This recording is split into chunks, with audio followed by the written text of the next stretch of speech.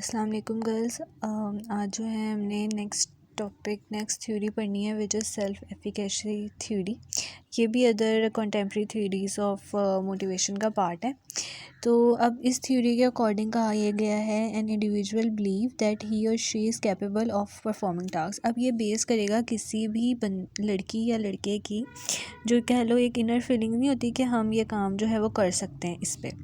अब इन्होंने कहा यह है कि जितनी ज़्यादा आपकी सेल्फ एफिकेसी होगी तो उतना ही ज़्यादा आपका कॉन्फिडेंस लेवल होगा, और जितना कम आपकी सेल्फ एफिकेसी होगी उतना ही कम आपका जो है वो सेल्फ कॉन्फिडेंस होगा। जस्ट लाइक कि जब तक आप अपने आप में बिलीव नहीं कर सकते तो आप जो हो काम भी सही तरह से खुद से कर नहीं सकते। पहली बात तो ये होगी। दूसरी बात ये कि अगर आप जो हो जितना ज़्यादा अपने ऊपर कॉन्फिडेंस रखोगे उतना ही ज़्यादा आपका कॉन्फिडेंस इंक्रीज़ होगा, और जितना ज़्यादा आप ये कहोगे कि नहीं ये मुझसे नहीं होगा, मैं नहीं कर सकती है, मैं नहीं कर सकता, तो उससे क्या होगा, आप अपने आप को खुद ही डी वैल्यू कर रहे होगे, तो उससे आप डीमोटिवेटेड होगे और एट दी एंड आप कुछ भी अचीव नहीं कर सकोगे। अब पता चल गया ना ये सेल्फ एफिकेसी थ्योरी कहती क्या है और डिपेंड किसके कर रही होती है, किसी भी पर्सनल के ही उस बिलीफ पे कि वो अपने आप को कितना कैपेबल समझता है।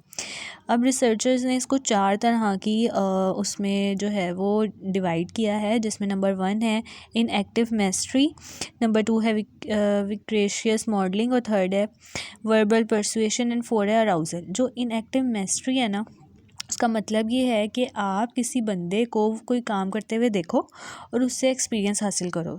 बताया हुआ है कि आप किसी भी बंदे को अपनी रेलिवेंट जॉब या टास्क को परफॉर्म करते देखो और उसको देख के आप कहो कि यार ये चीज़ तो मैं भी कर सकती हूँ या कर सकता हूँ, ठीक है। तो आप में इससे ज़्यादा कॉन्फिडेंस बढ़ेगा कि आपको जाएगा अच्छा ये कर सकता है तो मैं भी कर सकती हूँ। अब दूसरा है vicarious modeling, becoming more confident because you see someone else doing the tasks। Second वाला है कि आप क्या करो कि आप तब तक वो काम नहीं करते हो, ठीक है, तो आप क्या हो कि उसको देखा देखी आप वो काम जो है वो करने लग जाओ। जस्ट लाइक फर्स्ट वाले में ये है कि आप अपने से रिलेटेड टास्क किसी और को परफॉर्म करते हुए देखो और फिर अपने अंदर कॉन्फिडेंस पैदा करो। सेकंड वाले में है कि आप वो काम अभी कर नहीं रहे लेकिन किसी दूसरे को देख के आप इंस्पायर हुए हो और आप वो काम जो है करना शुरू होते हैं। इन्होंने एग्जांपल दिया है कि जस्ट लाइक अगर आपका कोई फ्रेंड है वो स्मोकिंग जो है क्विट करता है, तो इसी तरह आप में भी कॉन्फिडेंस आएगा कि यार जब ये कर सकता है तो मैं भी कर सकता हूँ। थर्ड वन है वर्बल परसुएशन, जिसमें ये कहा गया है कि कोई अगर आपको कन्विंस कर दे कि आपके पास स्किल्स हैं कि आप ये वाला काम कर सकते हो। जस्ट लाइक ये भी एक मोटिवेशन स्पीकर्स जैसे होते हैं। या अगर कोई आपको कह दे कि नहीं यार तुम्हारी ये तुम हिंदी बहुत अच्छी लगाती हो, तुम अपना जो है कुछ भी इस तरह का काम जो स्टार्ट कर दो, ये होती है मोटिवेशन। ये वर्बल परसुएशन है कि कोई आपको कहे, उसके बाद आप में एक कॉन्फिडेंस डेवलप हो कि यार नहीं ये कह रहे हैं तो हो सकता है मेरे में ये स्किल्स हों। फाइनल है अराउजल। अराउजल जो है वो आपको एनर्जेटिक एक कह लो स्टेट में मुब्तला कर देता है कि आप बहुत ज़्यादा एनर्जेटिक और बहुत ज़्यादा एक्साइटेड हो जाते हो किसी भी काम के लिए। तो क्या होता है उससे आपकी परफॉर्मेंस भी बहुत ज़्यादा कह लो कि अच्छी आती है। आप में एक तो कॉन्फिडेंस लेवल बहुत हाई होता है, आप एक्साइटेड भी होते हो और आप अपना काम जो है वो सही से कर भी देते हो। यहाँ पे इन्होंने जो डायग्राम है ना, दोबारा से बैक पेज पे आऊँगी, इधर इन्होंने कहा है कि ये जो जॉइंट इफ़ेक्ट्स हैं किसके, गोल्स और सेल्फ एफिकेसी के परफॉर्मेंस पे। जस्ट लाइक मैनेजर्स जो हैं डिफ़िकल्ट स्पेसिफिक गोल जो हैं या टास्क जो हैं वो डिसाइड करते हैं या सेट करते हैं। उसके बाद क्या होता है, इंडिविजुअल का कॉन्फिडेंस या लेवल ऑफ परफॉर्मेंस जो है वो या सेल्फ एफिकेसी जो है वो अटेन होता है। तीसरा क्या है, individual has high level of job और टास्क परफॉर्मेंस, उसका टास्क परफॉर्मेंस बढ़ता है। Lastly individual set higher personal self goal, इसके बाद वो इससे भी ज़्यादा हाई जो है वो अपने लिए सेल्फ गोल्स जो है सेलेक्ट करता है। इसके बाद ये लास्ट टॉपिक आप लोगों ने नहीं करना। नेक्स्ट थ्योरी हम पढ़ेंगे रीइंफोर्समेंट थ्योरी, जिसमें ये कहा गया है a theory that says that behaviour is a function of its consequences. अब बात यहाँ पे ये कह रहे हैं कि जो कॉग्निटिव अप्रोच है ना, या जो गोल सेटिंग थ्योरी हमने पढ़ी थी उसमें ये कहा था कि आपके जो आपका जो कंट्रोल होता है अपने इंटरनल एक्सटर्नल कह लो या अपने ऊपर जो होता है वो बहुत ज़्यादा होता है, उसकी वजह से आपकी जो भी परफॉर्मेंस होती है वो इफ़ेक्ट करती है। जबकि जो रीइंफोर्समेंट थ्योरी है वो इसको बिल्कुल ऑपोजिट है, और वो ये कहती है कि जो बिहेवियर्स हैं या जो भी आपकी परफॉर्मेंस है वो एक्सटर्नल कह लो जो फोर्सेस होती हैं उसकी वजह से आपका बिहेवियर इफ़ेक्ट होता है। जस्ट लाइक कि अगर ऑर्गेनाइजेशन है और वहाँ पे इन्वायरमेंट जो है वो बहुत ज़्यादा पॉलिटिकल है, तो क्या होगा कि आप उसके नतीजे में आपका बिहेवियर भी उसी तरह का डेवलप हो जाएगा, और देन आप जो हो आपके काम पे भी वो उसी तरह असर करेगा।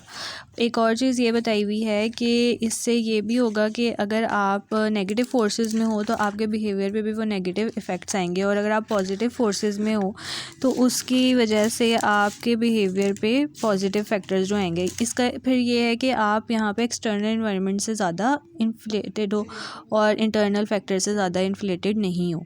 और कॉन्सिक्वेंसेस का मतलब ये है कि जिस तरह की सिचुएशन बनेगी उस तरह से आपका बिहेवियर जो है वो डेवलप हो जाएगा। अब इसके ही कंटिन्यू करते हुए एक ओपेरेंट कंडीशनिंग या बिहेवियरिज्म एंड रीइंफोर्समेंट की थ्योरी है। थ्योरी नहीं कह लो, पार्ट है। इसमें कह क्या रहे हैं, ओपेरेंट कंडीशनिंग थ्योरी है। कह ये रहे हैं कि जो आपके रीइंफोर्समेंट का ये बहुत ज़्यादा मोस्ट रेलिवेंट कंपोनेंट है।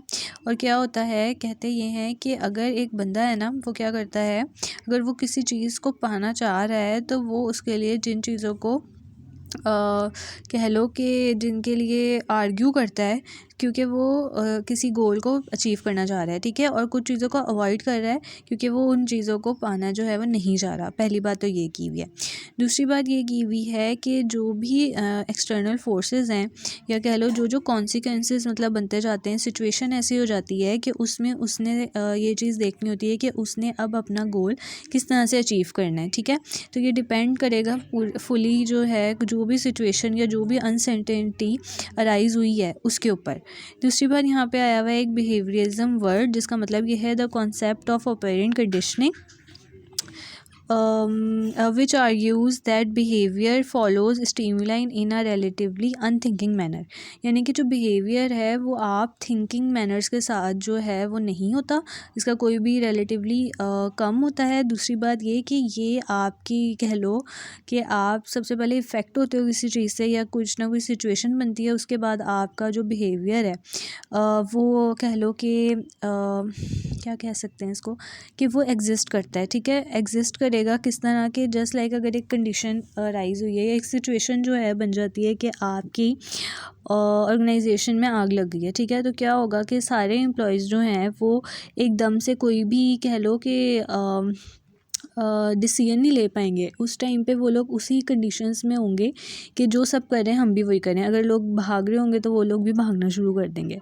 तो ये बात होती है, ठीक है। लेकिन बिहेवियर जो है उसके बाद क्या होगा, जब थोड़ी सी सर्टेनिटी आ जाएगी या थोड़ा सा माहौल जो है ठीक हो जाएगा तो सबके दिमाग जो है वो चलने लग जाएंगे। इसी तरह होता है कि जब भी आप किसी इस तरह की सिचुएशन में हो तो अपने दिमाग का थोड़ा इस्तेमाल कर रहे हैं तो आप लोग ईज़िली जो है उस मुश्किल से निकल सकते हैं।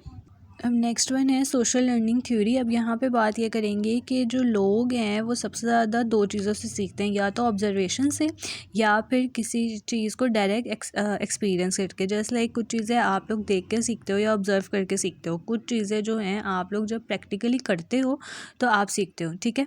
अब यहाँ पर जो है इन्होंने कुछ चीज़ों में इसको डिवाइड किया हुआ है। नंबर 1 है अटेंशनल प्रोसेस। इसमें ये होता है कि जो मॉडल है ना, कि एक अगर मॉडल है तो उससे क्या रिकॉग्नाइज़ करते हैं सारे लोग कि उसको अटेंशन देनी है उसके कुछ फीचर्स की वजह से, फिर वो किस तरह से इन्फ्लुएंस कर रहे होते हैं कि वो अट्रैक्टिव है या फिर अवेलेबल है या फिर क्या है कि हमारी एस्टिमेशन के मुताबिक है, ठीक है।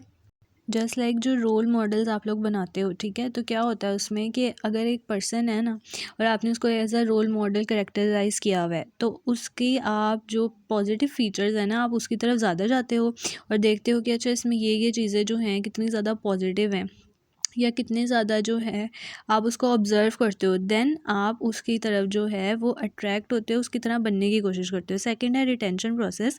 इसमें ये होगा कि इसका जो भी मॉडल है उसका इन्फ्लुएंस डिपेंड हो रहा है कि एक इंडिविजुअल पर्सन कितना ज़्यादा उसको एक्शंस को या कितना ज़्यादा जो है उसको कह लो कि रिमाइंड या याद करके रखता है। क्योंकि मॉडल्स जो आप लोग बनाते हो ना, या रोल मॉडल्स जो आप लोग बनाते हो, वो बेसिकली आप लोग के जो इर्द गिर्द की इन्वायरमेंट है, सोशली में क्या आ जाएगा, आप लोग के इर्द गिर्द के जो लोग होते हैं, आप उन्हीं में से बना रहे होते हो। अब थर्ड जो है वो है मोटर रिप्रोडक्शन प्रोसेस। अब यहाँ पे क्या है कि एक न्यू बिहेवियर किसी ने ना देखा है किसी भी मॉडल का, ठीक है, या कोई न्यू करेक्टर देख लिया है। अब वो देख देख के इतना ज़्यादा उससे मुतासिर हुआ है कि अब वो चाहता है कि ये चीज़ जो है कन्वर्ट हो जाए किसमें, एक्शंस में। जस्ट लाइक कि आप किसी चीज़ को देख देख के आप चाहते हो कि अब मैं भी एक चीज़ जो है वो करने लग जाऊँ। लास्ट है रीइंफोर्समेंट प्रोसेस। यहाँ पे ये होगा individual are motivated to exhibit the model behaviour if positive incentives और रिवॉर्ड्स आर प्रोवाइडेड।